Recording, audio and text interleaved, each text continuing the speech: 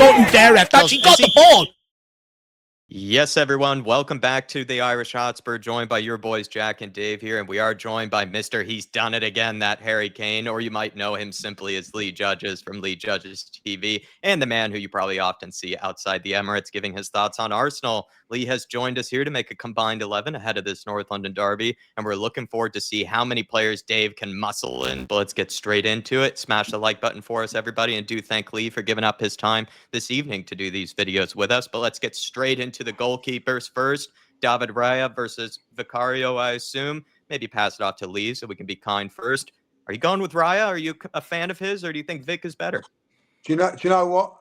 If you'd have asked me this question last year, I would have gone Vicario. I'll be really honest with you. And probably even 6 months into the season, I would have gone with it. I'm a very big fan of Vicario. I like his shot stopping and everything like that. But I just think over this last sort of 6 months, particularly the last 3 games and towards the back end of last year, I think Raya's just he's proved me wrong. I was a big Ramsdale fan, I've had to hold my hands up and say, and particularly this season, he started off fantastically well. What I would say that Vicario had over Raya was that his shot stopping. He made some sensational saves. Yeah. But Raya's produced some unbelievable saves in the last couple of games that's won us games. Certainly I'm looking at Aston Villa in particular. Yeah. So I'm going to have to say Raya just for me now, he's the one. I don't know how you guys feel about that, but I just think he nicks it now. Yeah. For me, I mean, they both are capable of crack saves. Last season, you could argue that maybe Vicario was just that tad better with his feet as well than Raya, because I felt like Raya got away with a few mistakes and didn't end up getting punished for it. But I mean, Dave, Vicario, he's under some criticism this season. Maybe not as, well loved by Spurs fans as he was last season. So who are you going for? Yeah, look, I think where the criticism comes in with Vicario, and I think it's his only sort of flaw in his game, and it was highlighted and exploited many times last season. Arsenal exploited it, twice in the North London derby at our place last season, is from set pieces. He's very vulnerable, and he punches the ball. I would rather a keeper that comes out and catches the ball as well. So, there is that degree of vulnerability there. However, I think, in terms of playing out from the back, I think he's one of the best in the Premier League. I think David Raya is very good, but I would argue I think Vicario is a little bit better. And also from shot stopping, I do understand what Lee is saying. That save against Aston Villa from David Raya was absolutely unbelievable. However, I think it gets highlighted a lot more with David Raya because he has to pull off so few world-class saves, whereas I think with Vicario, he's doing it 3 or 4 times every single game for Tottenham Hotspur, and I don't think it gets as much praise as it probably should. Probably going to be a bit biased here, but I would rather stick Vicario in. I also think he's a lot more vocal. When I look at David Raya at times, I think that's maybe one area of the game I think he's a little bit quiet, whereas Vicario is a bit more vocal. I would go with Vicario personally, but again, I am biased. Well, a lot of Spurs fans last year actually wanted Raya instead of Vicario, but I think if you look at the basis of last season, you could maybe say that Vicario had a tad bit better of a season. So I think I might take the majority rule here. Lee's actually outnumbered, as you can tell, on this combined 11, so he's really going to have to fight as much as he can to get some of his players in here. That now, is it? I know what I've got to do now. But I think we might go with Vicario, but it is a toss-up because I think Raya has had a better start to the season than Vicario. Maybe that's what I would add there. On to right back, though, Lee, and we're going to go with Ben Blanco or Ben Orange, with the tanning that he likes to do before every season, versus our man Pedro Porro. Both great right backs, but who's your pick? Do you know what? I will say that both played very, very well. Good right backs. I wouldn't swap Ben White for anybody, and I mean that. I don't think anybody's really give him a real going over. And that, I think that's a compliment to him, So, totally. And sometimes you have to defend, in what I say bravely, because you're sort of. We're an attacking side, so at times you're going to be put into areas that you don't really want to defend. Doesn't seem to bother him. So for me, it's Ben White. I know what you're going to say, but we're going from there. I might concede that Ben White's a slightly better defender than Pedro Porro, but I think you can make the case that Pedro Porro is just that much little bit better on the ball, at least in terms of his technique and what he can do in possession, because we call him Pedro the Postman because he pretty much delivers it wherever he wants, nationwide or even across the pitch, wherever he wants to go. But Dave, I mean, where would you go? Pedro Porro, Ben White? I like the fact that Lee did say they're both underrated. I would agree with that because everyone talks about Trent, but no one really talks about these two. Do you know what, when it comes to Ben White, I hate him so much, but he proves me wrong. You know, I want that guy to fail so badly, but he just doesn't. You know, he is solid defensively. I'll give him that, and he's got that little bit of shithouse in him as well. But look, when it comes to Pedro Porro, I think, yeah, Pedro Porro, okay, there's some games you can pull out defensively. Maybe he needs to be a little bit stronger. But if we're talking about a modern day fullback, Pedro Porro is so much better going forward. That guy would ping a pass 60 yards straight onto a midget stake. Absolutely out of this world, unbelievable. There's no denying it. He can cross that ball from wherever you want on the football pitch, and not only that, he's a goal threat. You know, he provides a lot of goals and assists for this Tottenham side, and outside of Son, I would argue probably one of our most creative players. And I think if you go and look at the statistics, it might even show that as well. And look, let's be brutally honest. One is the postman who delivers UK wide, and the other one visits tanning salons UK wide. And you know, he loves tanning that much. He even went out to the World Cup with England for a 2-week holiday and then came back again. And they both clearly look at like looking after their appearance. But I do think Pedro Porro is slightly better looking as well. Oh, I don't know about that. Do you know what? I want Pedro Porro on my team, because I am going to concede in other areas in this where I think there isn't really much of an argument anywhere in other positions. But I'm going to stick my guns on Pedro Porro on this one. Well, I think it sounds like Dave is going to concede eventually to you, Lee. So we're going to make this slightly easier on you maybe as we go through the team. But for right now, we're going to make it very hard on you. And once again, I think we will go with Pedro Porro just because he might be visiting the tanning salons less and also isn't an England Dodger like Ben White is. But we'll go on to the center backs. This has been the age-old debate, and you have to be honest. They're both amazing center backs, but this is where I think it's a hard one. William Saliba versus Christian Romero. I would argue one's a World Cup winner and the other one isn't. But Lee, William Saliba, I'm assuming you go with him. Both great center backs. Yeah, I think even the most ardent Spurs fan will have to, agree with this one. I just think he's different class. He's only 22. I think that's 22. And I just think that he's got everything. And it's not just him on his own. It's in a partnership as well. He reads the game really well. Got pace, he's got strength, he's got everything. He's got everything like that, and he's getting better and better.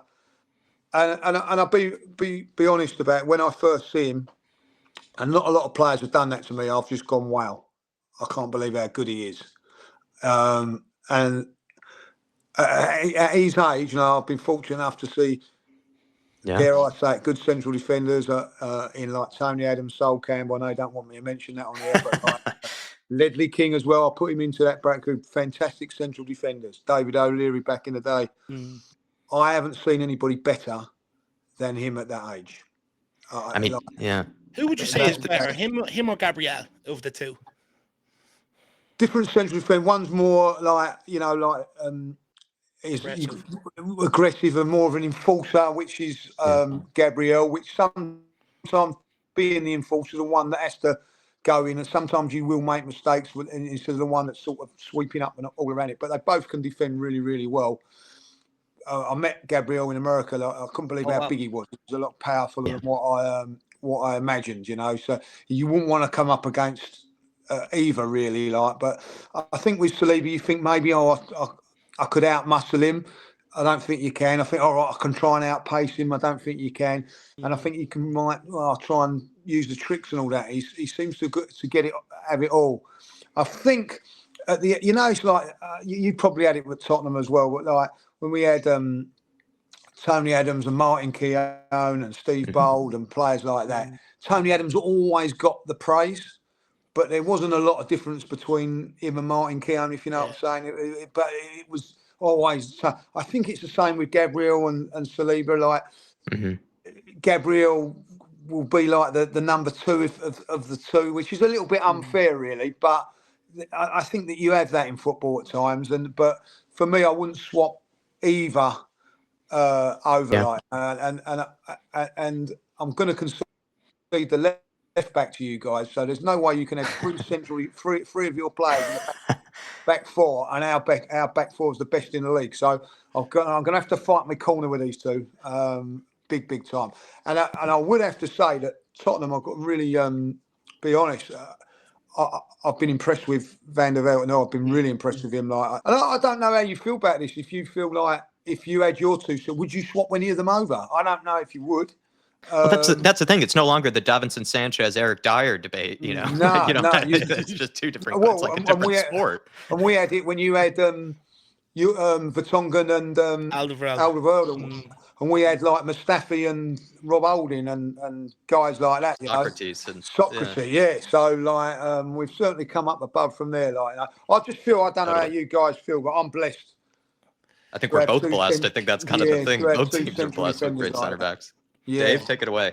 I would like to do one-on-one personally. I just feel it'd be harsh to leave out Romero or Van de Ven. I think we're a bit similar to you. Romero's more like your Gabriel. He's aggressive, and I think he's a rarity in modern-day football where, you know, not only does he hit hard and tackle hard, but he can play out from the back. He's a threat up the other end, scoring goals, you know, from set pieces, but he can also spray passes about. And Van de Ven, I mean, we've got £100 million centre-back on our books there, you know. In a couple of years' time, the big dogs are going to come circling for him, and we already know what price, you know. No one has as much pace as him.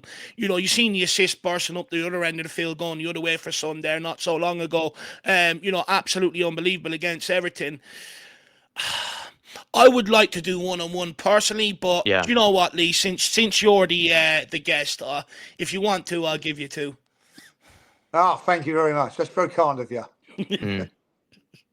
I think, you know, what I would probably do personally, but I think Dave, you know, can just put it on screen and he can make the decision here. I would actually do Van de Ven and Saliba. I think those two together would just be an incredible pairing, but maybe you do need an enforcer in there. So I'd also be willing to do like a Romero and a Saliba, which is something I think we had done in previous years, actually, when all we had was Romero to throw up there. Because like I said, in previous years, it was Davinson Sanchez or Eric Dyer, which I just think was one we were always willing to concede on.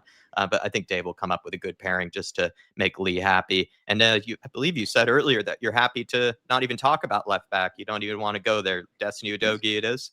Well, yeah, listen, I think there is a conversation with Timber. I think if that's the one, but I don't think really at this moment in time I could nail me out to who would be is our regular left back. If be really, you know what I'm saying? Like 1 week it could be Timber, it could be Calafiori for all I know. The next week, or Shinchenko has played there a couple of games. So if we're in a position where not really anybody can nail it in the Arsenal team, it's a bit hard for me to turn around and go, right, okay, well, yeah, he's in place of a player that's really been probably Tottenham's most impressive player last season and signing. I think you guys would probably say that he's been your best signing for a while. Yeah, it's probably not even it probably could be a good debate for later when Timber or Calafiori get a lot more minutes, and then we can actually properly next year I think there'll probably be a debate. There'll be a debate in it, but I have to unfortunately concede this one, like, you know what I mean? And and listen, I think he's a good player. I think that, you know, tomorrow Sunday it'd be an interesting thing. Does he go leaving Saka for his attacking prowess? I think he will, but you know, because it'd be an interesting match up there, because most teams double up on Saka. I don't think Tottenham will, because, and again, I think that's a compliment to him that they feel that he can do both. So I think from that reason and that reason only, you know, I do think that he deserves a place in the side. I think he's one of the best left backs in the league. You know, I know he had a bad injury last season, and probably Tottenham missed him towards the end. I think maybe that was why he dropped off towards the end of the season as well. So I think he's a very, very important player at Spurs. Yeah, he's been absolutely unbelievable. And to be fair to the guy, he's locked up a lot of the Premier League's best wingers last season. And when he went injured, it actually caused Tottenham a huge problem down that side. You know, we were back to the flaky old Tottenham down that left-hand side like we were in previous years under Conte and Jose. You know, he really came in and done a job for us. And to be fair, with Arsenal, you know, they're short of giving Gunnasaurus a go at left-back. I think you've already, under Arteta, given like 5 or 6 players an opportunity there already. It's a bit of a problem area for that team. Yeah. So I think, 100% Destiny Udogie has to go in there, which then moves us on to the CDM. Yeah, the CDM. And I believe we have Basuma available, but it's between him and, I guess, Declan Rice, who technically isn't going to play in this one. But you guys do have 2 good holding midfielders with Declan Rice as well as Thomas Partey. Yeah, we're very, very fortunate to have, we can play the double pivot or or the holding midfield. As far as holding midfielders concerned, I think when fit, and that's a big if. I don't think there's many better than Partey. Probably Rodri, and then it's Partey. Can do a lot of good stuff and a lot of stuff that you look at times. But when he's on his game, he makes that central midfield role look easy. And if you've ever played central midfield, it's not easy, but he makes it look easy. Declan Rice, I just think is I'm going to say it now, is what he is on the tin, £100 million player plus. I just think he's going to be a massive loss for us on Sunday. I know, like we were talking about Odegaard, but on his day, and he just give us a little gentle reminder of what he was like for the England games this week. Like, particularly, sorry, do I mention the Irish game? I don't know if I should mention It's hard you have to an England Dodger and then an Ireland national team Dodger in the case of Declan Rice. What do you make just quickly of the sideways merchant kind of accusations that Rice has been given? I don't want to disrespect West Ham when people turn around and go, "You don't realise how good he was until he came to us," because he was good. But I've been so impressed with him, like not just because he's an Arsenal player, he's just an awesome player. And I think that he'll get in everybody's midfield. Like Manchester City wanted him, so all the big teams would have wanted him. It's not just that with him neither. It's his attitude and everything like that. You say like, I don't know how Spurs fans actually feel about Declan Rice. He's probably played for the two teams you hate the most. But, he definitely hates us. That's what we know. Yeah, but he has that thing where he gets it. He gets what us fans think. You know what I mean? Like, and when he first comes to the club, he claps around and he does all the things that you think, well, to get on board with, like, you know what I mean? I'm pretty sure you know what I mean when you've got Spurs players like that. Like, I think like Maddison will probably be the same for you when you think like how he is. You can see why he gets it. He gets the fans, and so I think that, you're not going to like this, but on their day, if we're going to go with all available, then it's a different matter. But if you're looking for the best three, I'm gonna say so, our three all over, like. But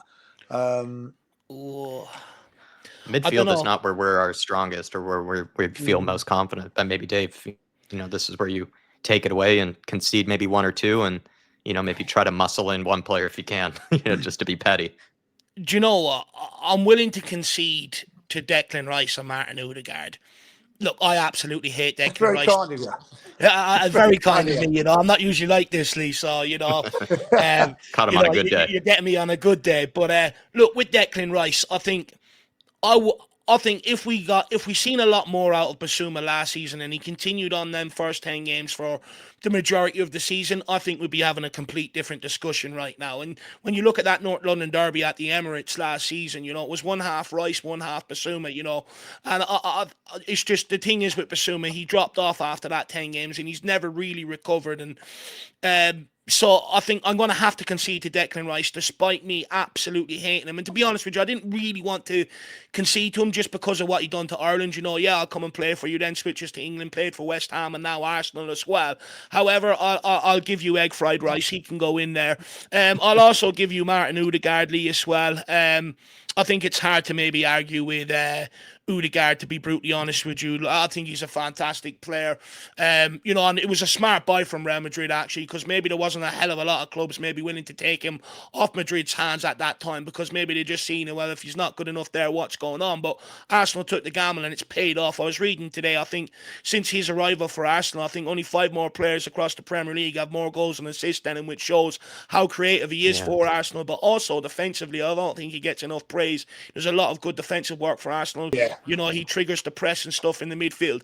So I'm willing to concede them two to you, even though I do not, I'll give you egg fried rice and the cheap hair cleaning product in Odegaard. However, I am getting one Spurs player in there. It's just who do we pick? Is it Basuma? Is it someone like James Maddison, who again we've only seen glimpses of, Jack, right? He hasn't shown his full capability so far in a Tottenham jersey. What Tottenham player are we putting in there?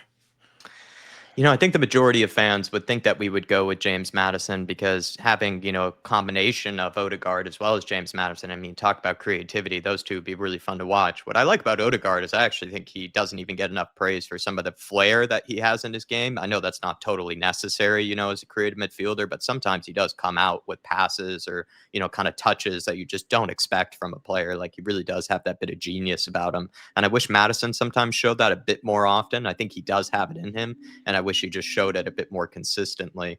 I'd say we go with Maddison, Dave, just because I think that appeased most of the Spurs fans. You could make a case for Pop Matasar because he's good muscle. He's good kind of energy in the midfield, really up and coming talent. He's still only so young as well. But I say we go with Maddison just because the majority Spurs fans would probably want him. And I'd argue he's had a pretty good start to the season so far, James Maddison. So let's hope that he bounces strongly.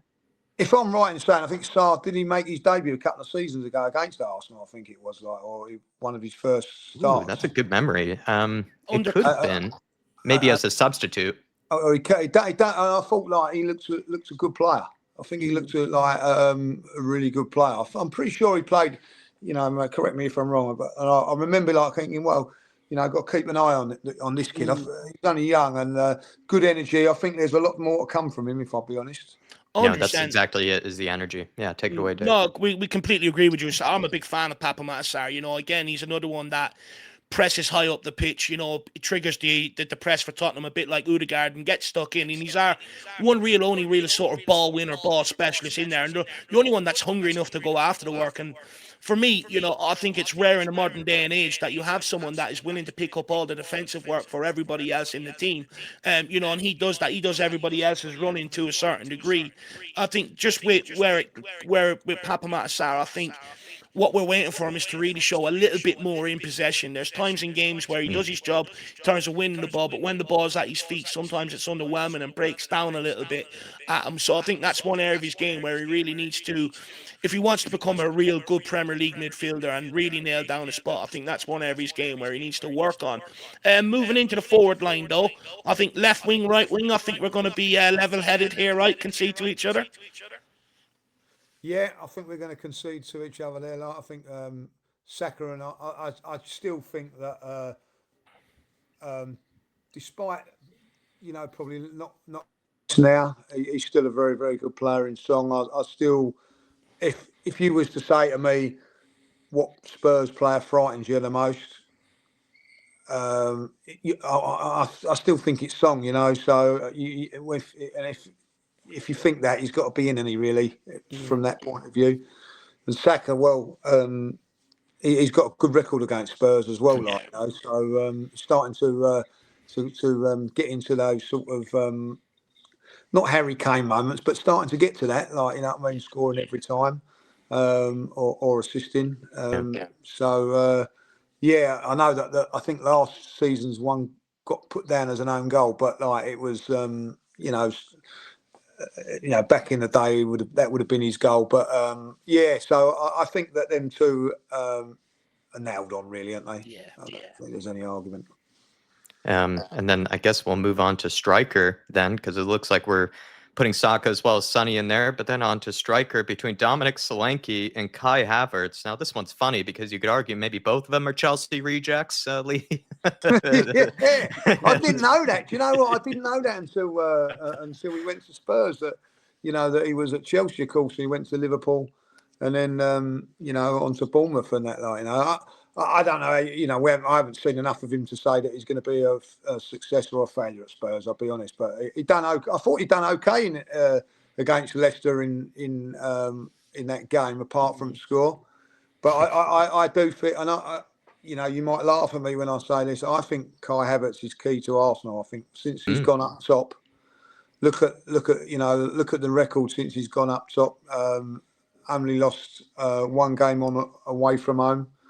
Not lost a game away from home. Unbeaten away from home since he's been up front. Lost one game at home since he has, and it's been a real part of our success going from that January to the end of the season, which didn't quite get us over the line.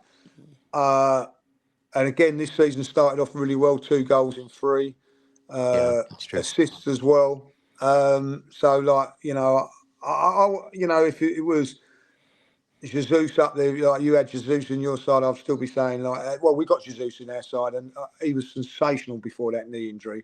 But if I've got a choice now, I'm Havertz all day up front. I think like even so much so, there's a lot of talk about he could be going back into midfield for this game. I don't want him going back into midfield. I think he's more dangerous up top. Mm-hmm. Scored against you boys last year, I do believe. So for me, it's Kai Havertz, German international.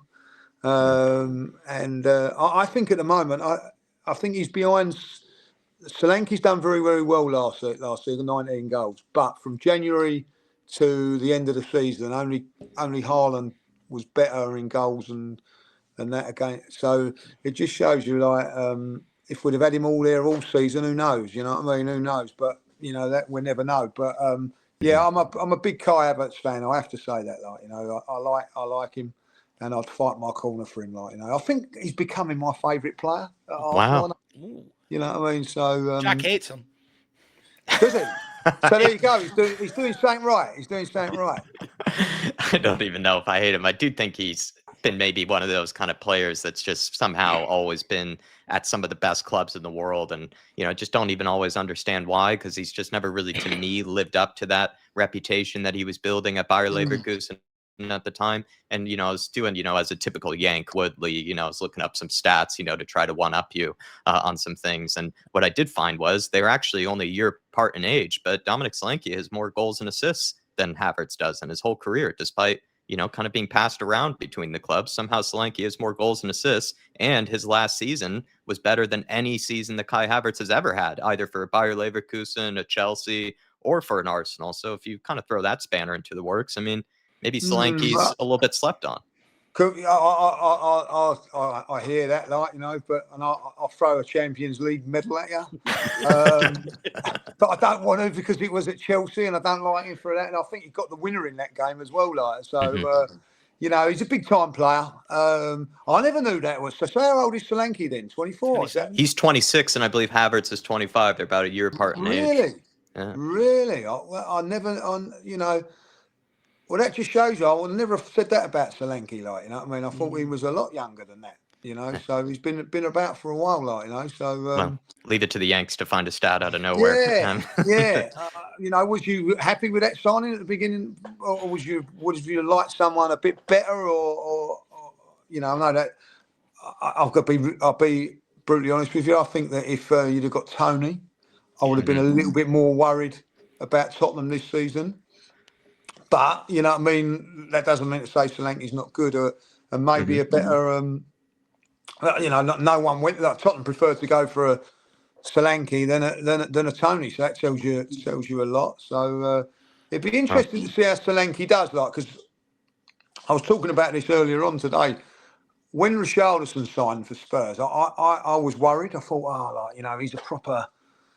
He's going to be the real deal. Do you know what I mean? And don't get me wrong, he's still a nuisance when he comes on and everything like that, but it's not quite panned out the way that I thought it would with him.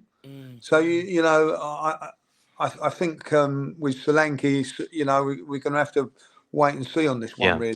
I'd agree that you probably have to wait and see with Solanke. Maybe by the next North London derby, we could have a better debate about it. It could be a fair.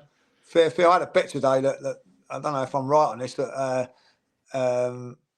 Havertz to score more goals than Solanke, So I've got a 2-goal start at the moment. So Jack might take you up on that bet. He's a big fan of Dominic probably Solanke. Would. Big fan of Solanke, whereas Dave was a big fan of Ivan Toney. So for a second there, you were speaking Dave's language. Do you know what? And it's a funny thing with football. Like Arsenal, everybody's going on about Arsenal. They need to sign a striker and all that. So we had, going on the train, going to a game, and you say, right, who do you want? You had one saying Tony, one saying Solanke, one saying, Osimhen, and one saying someone else. There was no real majority of even one, and you guys are typical of that. You've both gone for different strikers, So there, I think the strikers at the minute is a lot of money and it's a big gamble. You know what I mean? I'd agree. 65 million on Solanke, you know, is a gamble. Yeah. But, you know, like 60 million on Kai Havertz last season was a gamble, like, you know. So, you know, you don't know. I think they're in such short supply. I think, you know, and this is where sometimes I argue, I think football's maybe getting worse over the years. You know, I think they're in short supply. When I was growing up, you know, they were 10 a penny, you know, goal scorers and that. But look, I'd argue the debate should just be between Solanke and Richarlison because Havertz is not a natural recognised striker. However, look, we'll give it to you. We'll give you Havertz because, like Jack said, it's very hard to argue Solanke. But hopefully, after this weekend, for the next time around, he will be in this starting 11 after he bags a couple and wins the North London Derby. But there you go, guys. Everybody, that's our combined 11. Please let us know yours in the chat. And we'll wrap it up there. Lee from Lee Judges TV, would like to give yourself a plug? Yeah, like, you know, well, I don't know about it with Spurs, really, but there you go. So, Lee Judges TV, like, you know, I do that. And, of course, you can get me on Instagram and Twitter and Lee Mark Judges as well. So, and listen, I do interact with the Spurs fans, have a bit of banter with you guys. So, no problems whatsoever. No, class act. Really appreciate you taking up the time this evening, and we'll see you on the next one for the live stream after this. But everybody, smash that like button. Thanks, Lee. Give a big thanks to Lee in the comments, and we'll see you next time. Come on, you Spurs. Let's hope it turns lily white on Sunday.